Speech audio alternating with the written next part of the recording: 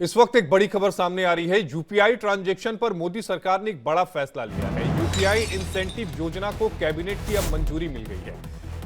केंद्रीय कैबिनेट ने 1500 करोड़ रुपए को मंजूर किया है। कारोबारियों को यूपीआई से पेमेंट लेने पर अब फायदा मिलेगा।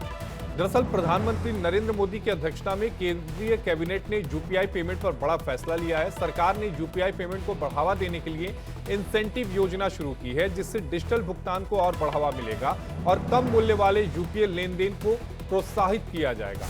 वित्तीय वर्ष 2024-25 के लिए कम मूल्य वाले भीम यूपीआई लेनदेन जो किसी व्यापारी या मर्चेंट यानी P2M को किए गए, उन्हें बढ़ावा देने के लिए 1500 करोड़ रुपए के अनुमानित इंसेंटिव स्कीम को मंजूरी दी गई है।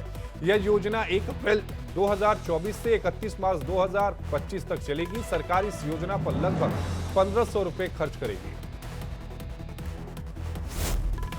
2020-21 के बाद में से यूपीआई में एक नया सिस्टम चालू किया गया था, जिसमें to make sure that the customers don't have to pay any MDR और the small merchants don't have to pay any MDR, एक गवर्नमेंट की तरफ से इंसेंटिव स्कीम क्रिएट की गई थी। इकोसिस्टम के जो पार्टनर्स हैं उन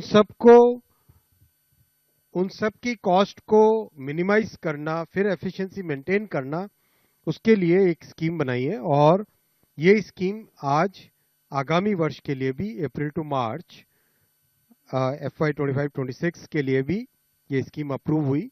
1500 करोड़ रुपीस की ये स्कीम है।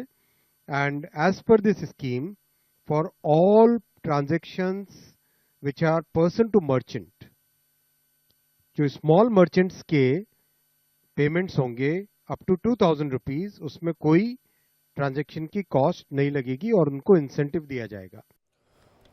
और इसी पर बातचीत करने के लिए हमारी सहयोगी दृष्टि गुप्ता दिल्ली से हमारे साथ लाइव जुड़े हैं। दृष्टि, आसान से शब्दों में समझाइए कि कैबिनेट के इस फैसले से एक आम आदमी की जेब पर क्या असर पड़ेगा।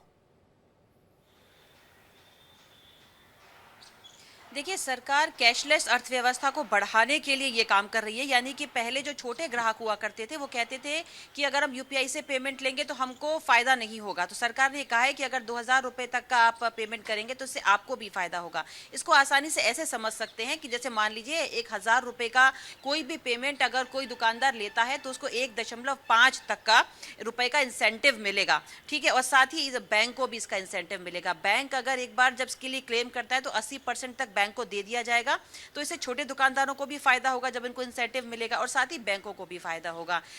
तो इसीलिए सरकार चाहती है कि कैशलेस अर्थव्यवस्था ज्यादा बढ़े। जो छोटे दुकानदार हैं, जो पहले यूपीआई से या BHIM से पेमेंट करने में डरते थे कि उनको कोई फायदा नहीं होता था, कैसे लें, तो अब इस चीज को बढ़ाया जा रहा है, क्योंकि कैश में कम से कम डील करना सरकार ये चाहती है। वो चाहती है कि डिजिटल पेमेंट ज्यादा बढ़े ताकि लोग इसका फायदा आपने ये बताया कि बैंक को कैसे फायदा मिलेगा, आपने ये बताया कि मर्चेंट को कैसे फायदा मिलेगा। मेरा सवाल बड़ा सीधा सा है, आम आदमी को कैसे फायदा मिलेगा? आप ये कह रही हैं कि इंसेंटिव मिलेगा 1000 या 2000 का जो ट्रांजैक्शन होगा, मैंने किसी दुकानदार को किया, उसमें मुझे क्या फायदा मिलेगा? दुकानदार को इंसेंटिव मिलेगा, बैंक को इंसेंटिव मिलेगा। लेकिन जिसने किया, क्या उसके लिए भी व्यवस्था है उसमें?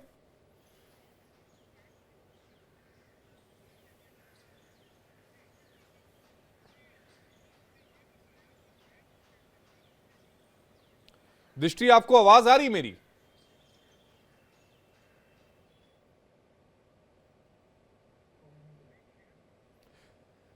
तो दृष्टि गुप्ता हमारी सहयोगी जुड़ी थी, उनके पास फिर से हम चलते हैं। लेकिन केंद्र सरकार की ये एक बड़ी योजना है, क्योंकि अब अगर 1000 से ज्यादा का ट्रांजैक्शन होता है, यूपीआई लेन देन होता है, तो इसके लिए इंसेंटिव की जो व्यवस्था है वो शुरू सरकार की तरफ से की गई है। और उसको बढ़ावा देने के लिए 1500 करोड़ रुपए की अनुमानित इंसेंटिव स्कीम की योजना शुरू की गई है।